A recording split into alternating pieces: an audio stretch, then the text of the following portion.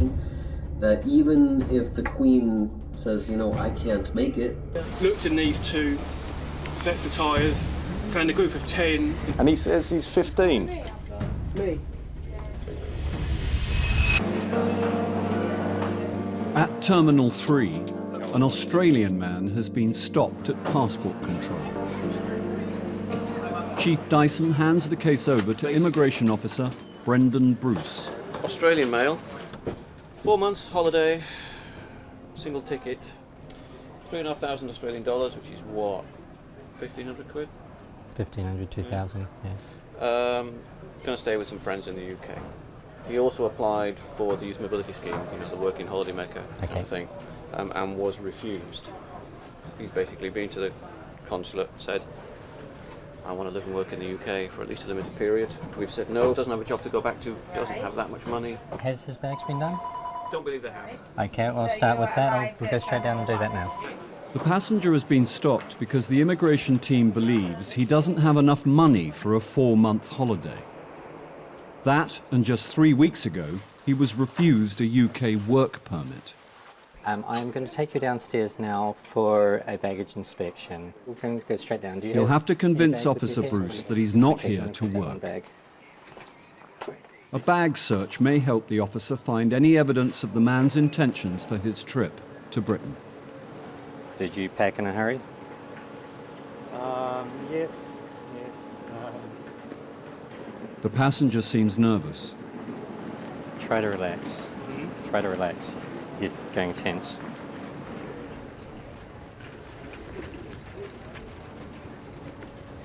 Officer Bruce finds a mask, which may or may not be work-related. You're looking nervous. This man is carrying some strange clothes. But are they a concern for immigration?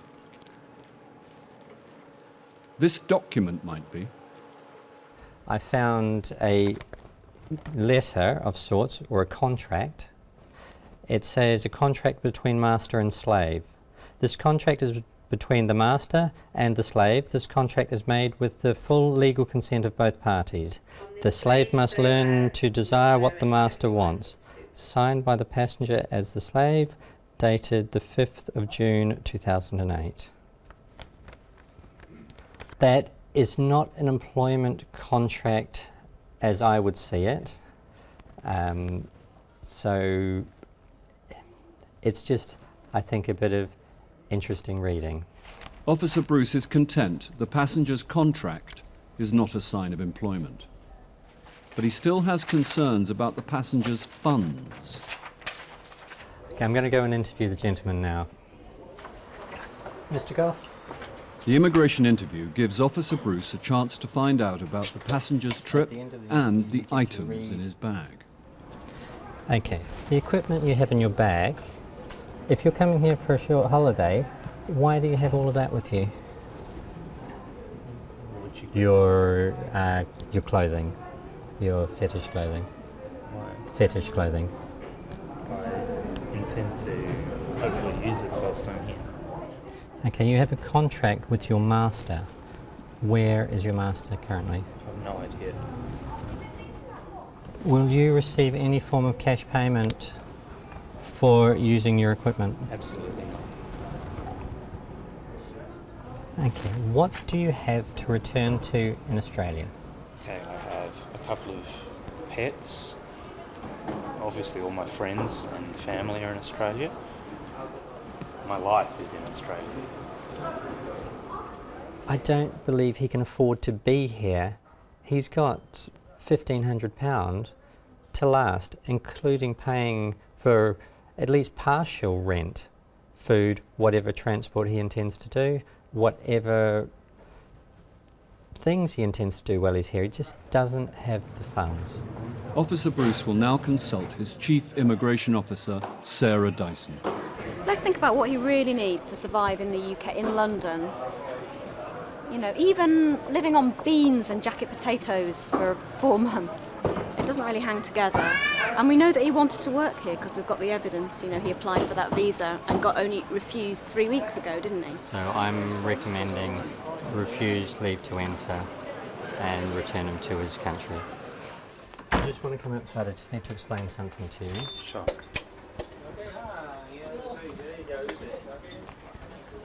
Okay. The situation is this. Due to your current circumstances, I'm not satisfied. You are going to be refused entry to the UK today. So would you prefer to go tonight or take a flight tomorrow? Might as well be tonight. His lack of funds makes the immigration team suspicious he's here to work. He's refused entry and sent back to Australia on the next available flight.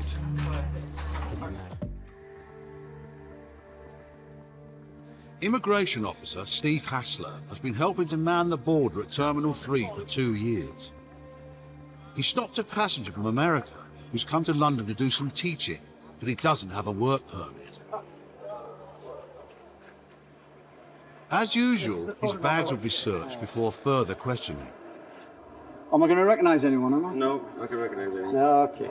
This is not what he expected to find. So how many you got altogether? I think I've got about maybe 12 or 13. So these what, for the students and stuff, is it? Yeah, they work on, we do it on television. And everybody gets a puppet. And we learn how to do it. So it's all pulls, no strings, eh? Yeah. Okay, sir. Right, we'll pop them back in there now. We've seen them. It's not every day you have a bag search and you find 15 puppets in there. So clearly, it's more than just a holiday. You know, he's coming here to work. I mean, he's admitted much. You know, he's got his itinerary in there that we can have a look at. He's also mentioned that he's actually got a website about his tour to the UK. There you go. He's holding a UK tour. He's got 5 venues. People are going to be charged £59 per person to come in and to work with him in one of these workshops. So clearly, he's coming over here. He's making money. He doesn't have the work permit, unfortunately. Just want to take a seat. If I may ask you just to sit in the far corner. So why have you come to the UK? Half vacation and half to teach my classes. Okay. How much do they pay? You? They're paying me between £200 and £350 a piece. Is that per workshop? Per workshop. Okay. The main premise of the work permit is that you are given a permit to come over and to work in the UK. Yeah. That's the problem that we have at the moment, okay? It's just a bit disappointing that not one of the colleges, while he's arranged to come over and teach, I've said to him, well, you actually need some sort of visa. Considering they'll get international students there all the time who have to have visas to study, I would have liked to have thought one of them would at least realise that he needed a work permit to come and teach. Apparently, yeah, he's got 4 Emmy Awards for work he's done on Sesame Street and the Muppets as well, so, you know. It'll be a bit disappointing when I have to tell him he's refused, you know, but we'll see. Anyway, we've got to refer it to the CIO, obviously, get his feedback on that, and we'll take it from there. Just, Officer Hassler knows the Chief Immigration Officer cannot let the puppeteer enter the UK without a work permit. But he may offer a compromise when it comes to the passenger's detention. I don't think he's a case for the holding room, is he, really? Not at all, no. I mean, for temporary admission. Yeah, definitely. That's what I was going to recommend, that we give him, you know, I don't know how long you wish to give him, 1 or 2 days. The first... I think we give him till late tomorrow. Well, there's a flight at 15:30. Temporary admission will allow the passenger to come into the country only until his flight home the next day. You took it quite calm, actually. I mean, I thought there would be a little bit more emotion there. If we were to let him in, then what's to stop us letting everyone in? You know, we've got to be fair to everyone. Yeah, in this instance, you do feel genuinely sorry for him. It's going to impact on him greatly, but you know, we've just got to do it. Hello, I'm a monster, and I'm going back to the United States today, and I am very upset about that. Yes.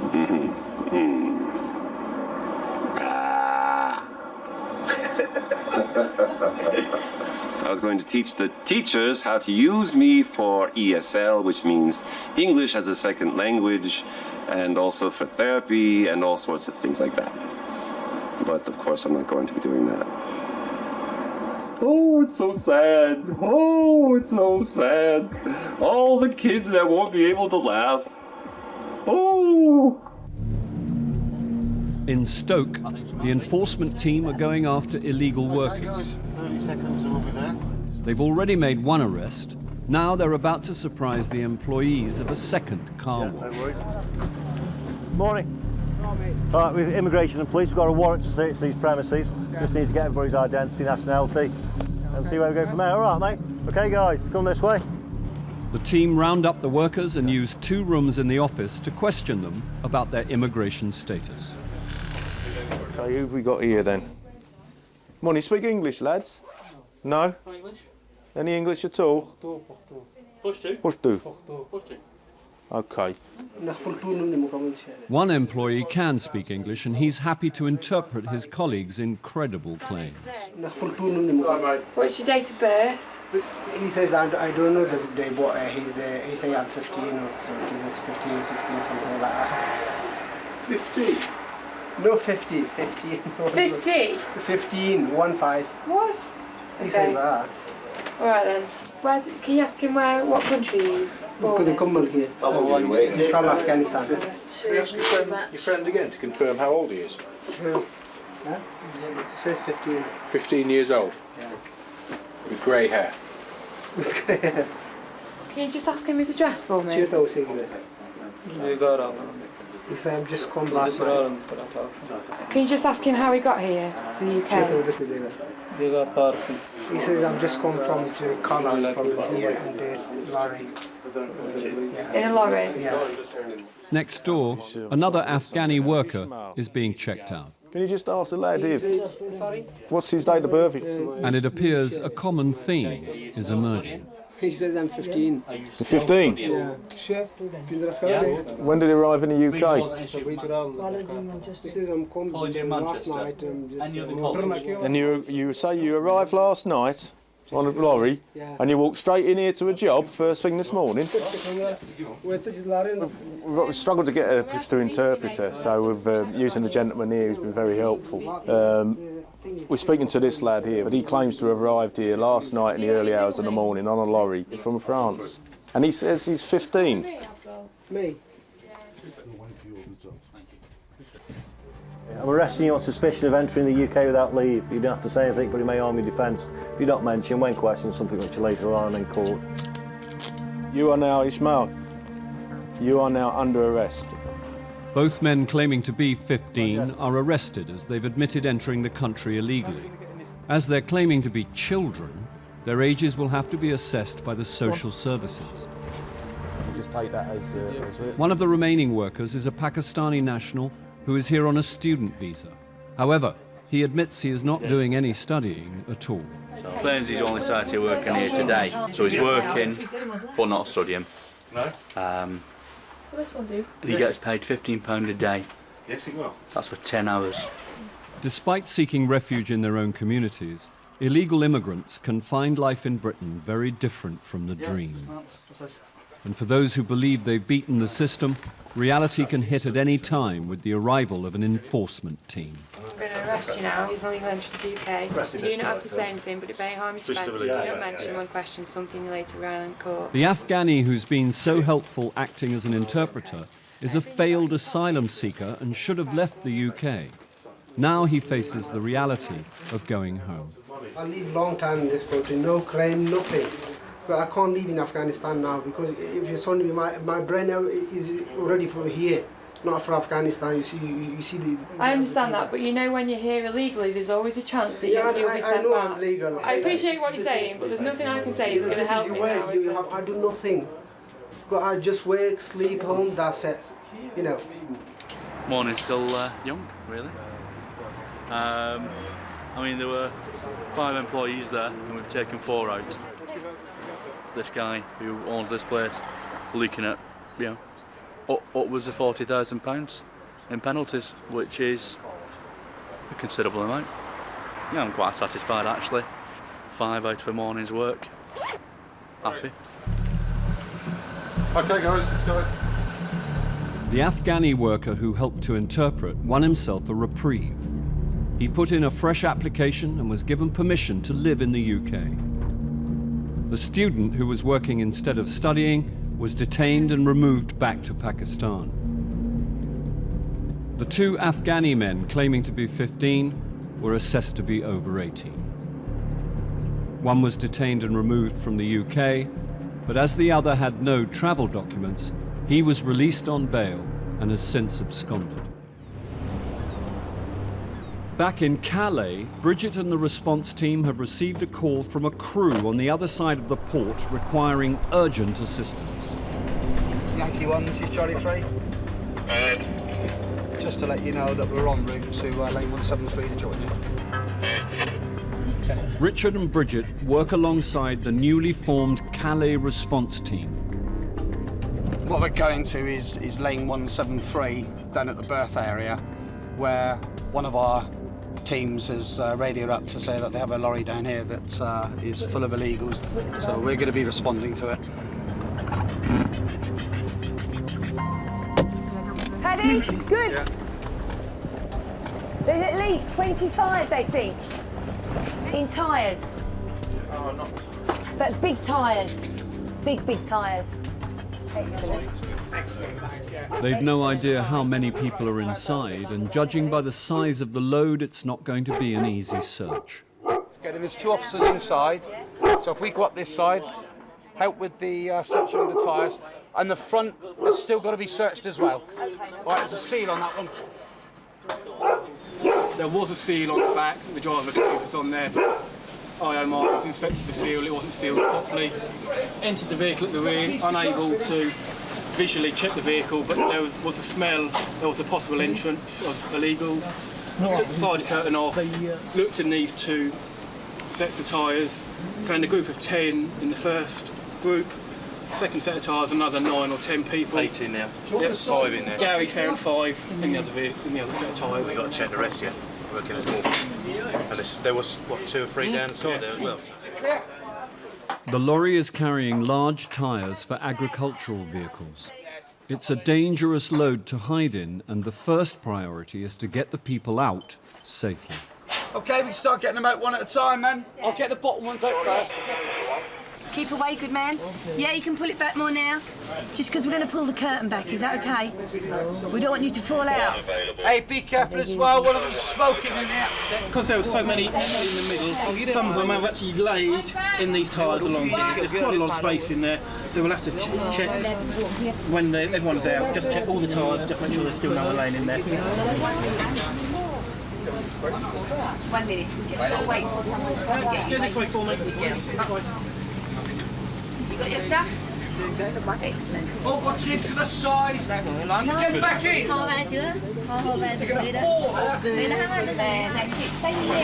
they all Vietnamese? All Vietnamese. Yeah. You need to find method of entry. Oh, there was no security at all? The seal was in. Oh, but it wasn't. There, but the seal wasn't locked. Right. OK. The stowaways are all Vietnamese. They are the third most encountered nationality at Calais, behind Eritreans and Afghans. Just watch over the traffic, yeah? No, 1 minute, 1 minute, 1 minute. Good man, 1 minute. Where's your shoes? Oh, down there? I don't know why they took the shoes off, but they did. They were all in here, 10 of them. They might have been on top of each other's head, so that may be why they took the shoes off. It's only a guess. Sorry? Him there, yeah. Is that the last one of the 8, isn't it? So that's 16, yeah? So far. We've got at least another 6, so we're going to be upwards of 20. They're all carrying the plastic bags, and this is what they put over their heads. The Vietnamese are so desperate to come to Britain that they cover their heads with plastic bags to evade the detection of the CO2 monitors. I'll make it 24. 24, including him, 5 females.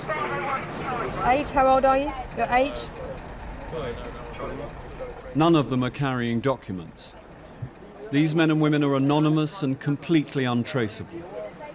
All the crew can do is ask them for their name, date of birth, and where they boarded the lorry. 21. And a Vietnamese? They all stay together. The gentlemen always look after the ladies, so again they'll be very protective of them. And we had one English speaker, which was great, so we've got all the details that we needed. Great find though, CRF, great find. In total, 24 Vietnamese people were found hiding in the lorry and handed over to the French authorities. The driver was eventually fined £2,400.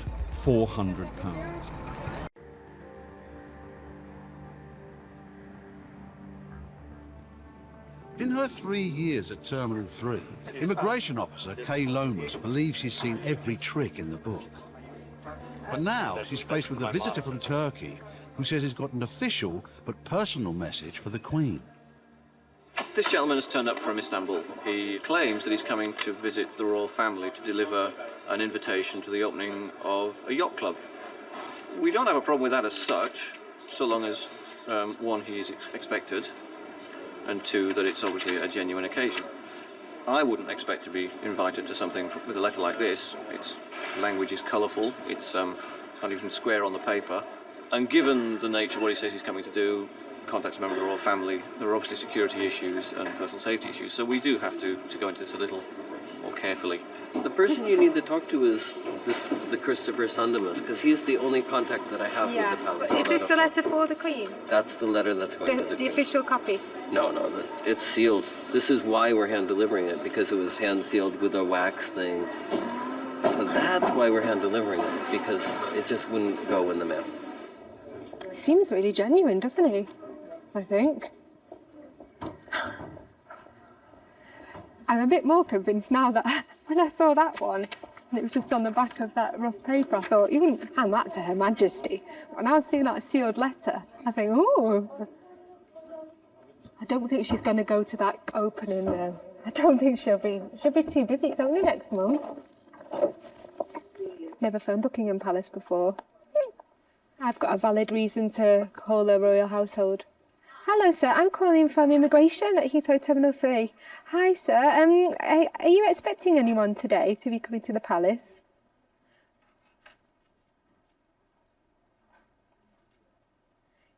He really is doing that? He really is doing that, yeah?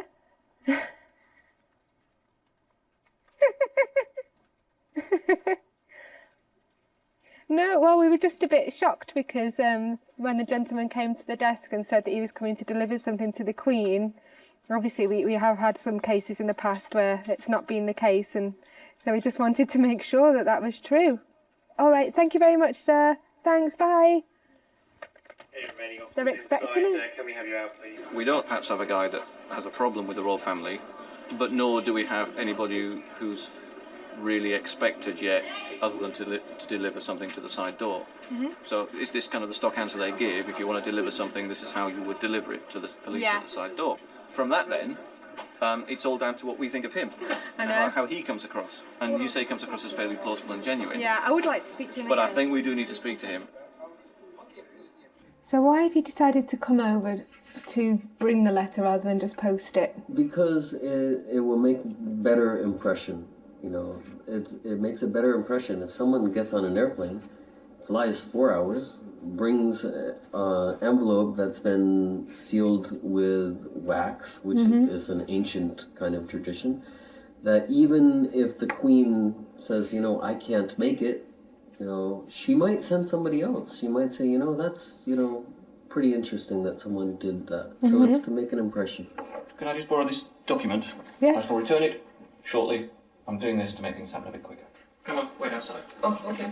I'm happy that he's coming to do what he says he's coming to do. The people he's coming to see are happy for him to come and do it. He's likely to return when he says he's going to return, and as a chief immigration officer, that's all I'm interested in. He's happy, he understands why we stopped him, and he's on his way. There we go, sir. Good luck with your letter. Thank you very much. Thanks for your Take work. care. Bye, sir. Take care. They're protecting Her Majesty's borders, and someone who's going to get close to the royal family, they want to know more about that person. That makes sense to me. But I wish it took a shorter time.